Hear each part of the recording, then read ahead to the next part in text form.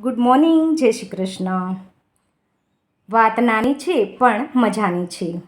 વૃંદાની વાતોમાં આજનો મારો ટૉપિક છે એટલે કે ક્યારેક ક્યારેક નાની નાની વાત પણ આપણને મોટા મોટા પાઠ શીખવી જતી હોય છે. એક વ્યક્તિ હોય છે જે વાસણ આપી અને જૂના કપડાં ખરીદતી હોય છે, એટલે કે વાસણના બદલામાં જૂના કપડાં લેતી હોય છે.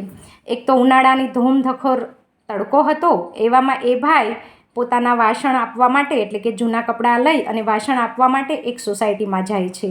ત્યાં મોટા 2 માળના બંગલામાંથી એક બેન છે એ એને અવાજ મારે છે અને પોતાની 2-3 જૂની સાડીઓ આપે છે અને એના બદલામાં એક મોટા વાસણ માટે એ ભાઈ સાથે ક્યારના રકઝક કરે છે.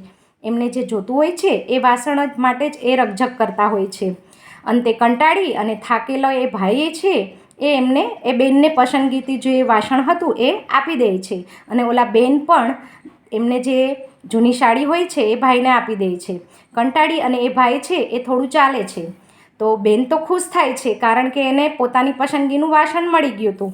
પણ ભાઈ જે આગળ જતા હોય છે તો રસ્તામાં એને એક માગણ મળે છે. એ માગણના શરીર ઉપર કપડાં ખૂબ જ ફાટેલા હોય છે, થીગડાવાળા હોય છે. એ જોઈ અને એ ભાઈને એના ઉપર દયા આવે છે અને ઓલા બેને જે સાડી આપી હતી એમાંથી એ 2 સાડી છે એ માગણને આપી દે છે. તો આના ઉપરથી આપણે સમજવાનું કે ઉદાર કોણ, મહાન કોણ, જેની પાસે છે એ કે જેની પાસે નથી એ.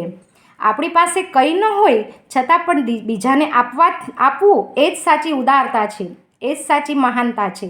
તો ક્યારેક નાની નાની વાતો પણ દિલને સ્પર્શી જતી હોય છે. તો આવી જ નાની નાની વાતો સાથે આપણે મળતા રહીશું.